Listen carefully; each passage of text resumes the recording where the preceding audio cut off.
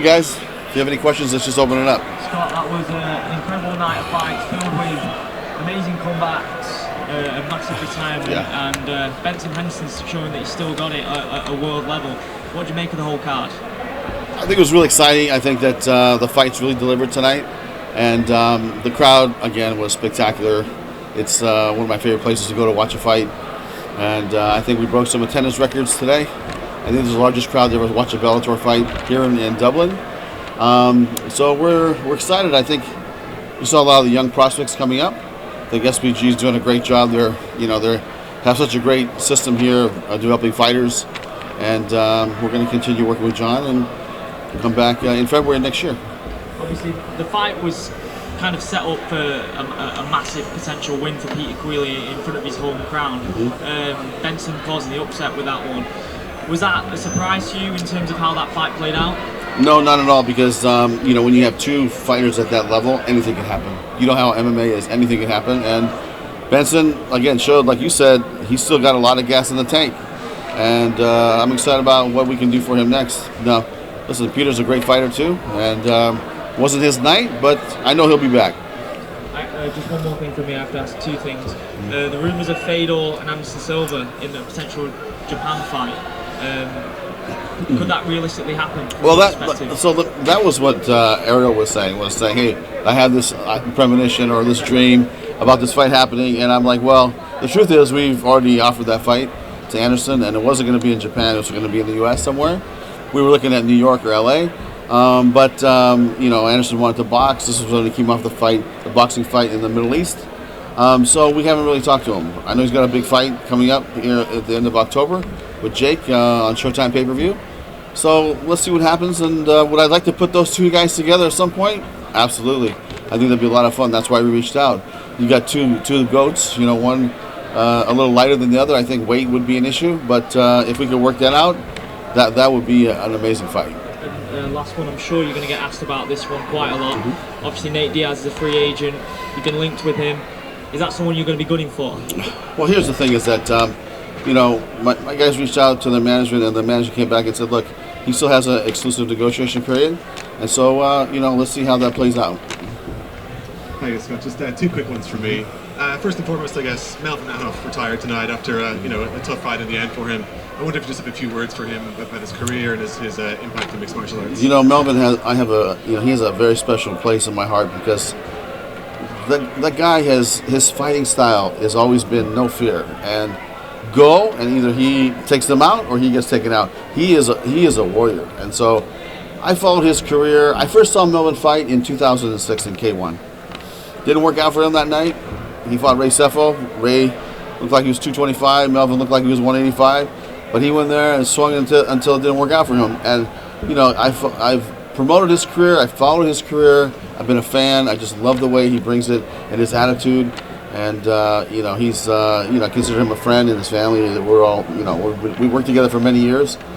I think it was time for him to put down the gloves, and which I'm glad he did. And now he can go into retirement and train and teach and do other projects that he wants to do. And just one final one for me. Two of the light heavyweights tonight, obviously Yoel was one, and Carl Moore was another. He expressed an interest in fighting Yoel. Is that, I know you probably don't matchmake, literally minutes after the event ended, but is that something right off the bat that just sounds potentially interesting to you? Well, I tell you, that was a great fight. Carl the opponent was a very good opponent and very capable. And originally I thought that fight could go either way. It worked out, but when I think about matchmaking for the future and in that division, I really think about just going back to my team. Let's reshuffle the deck. Let's see what we can put together for him. Title shot right away? Maybe not. I'm not sure if he's even where he's ranked in the top 10. So we're going to have to figure that out. And same thing with Yoel. I mean, Yoel wants to fight at 185, and he hasn't fought for with us at 185 yet. But he looked good tonight. He looked very calm, very composed. Did a lot of damage, and he looked very good. So we'll see. Scott, where would you like to see Yoel Romero fight next? 185 or 205? That's something that's going to be a decision that he's going to have to make. To me, I feel like 205 is a good weight class. He looked at him. He just looks in shape. He looks calm. He looks just, he's a beast. So I think he looks good at 205. But if he really wants to cut and make the weight, that's going to be up to him, and then we'll figure out with his management, who was here today, and they've already started, talking in my ear about making the 185 run. And if he's really serious about it, we would definitely consider it. It seemed like Benson was calling out the winner of Usman and Magomedov and Patricky Pitbull. Do you see him as the next title contender after that fight happens? I definitely think he's right up there now. I think he was ranked number 3 or 4 before the fight tonight, so I think his stock went up a little bit. The fight that's going to happen in Chicago with Usman and Pitbull, that's going to be the championship fight. So let's see how that fight plays out, and then we'll decide.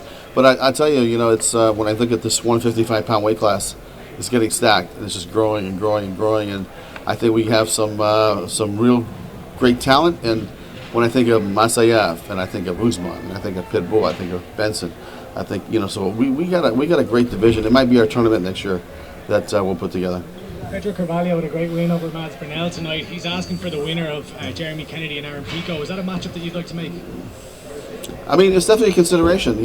Like I said, when these fights happen, I really like to go back and sit down with my team and figure out what's the best move and what fights we put together. But if you look at the rankings, sometimes they speak for themselves. I mean, what I mean by that is when we come back in next Monday, or the reporters will have their thoughts on the rankings, and then we'll go right down the list and see if it makes sense, and maybe 6 fights 5 fights 4, 4 fights 3, 2 fights 1, so we're going to work our way up, but it's definitely a possibility. Yeah, Brett Johns had another very dominant performance. His last one out against Kershaw Kakarov was very dominant, and again tonight. His team, though, seemed to be a little unhappy with the attention that they're receiving from Bellator. How do you see Brett fitting into the puzzle of the bantamweight division? Well, you know what? That's something that I can see why somebody would feel that way, especially in the middle of this tournament, right?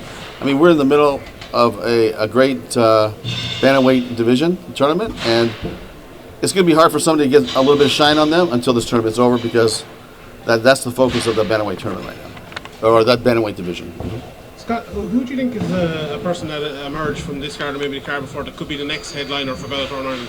Brymore maybe a name after tonight. His reaction every time he comes out in Ireland was huge. Got another huge win and a great performance tonight. Called out Vigo. Is that a possible main event in next February? It's definitely a possibility, and right now it's a little bit premature to figure out who's going to be fighting next February.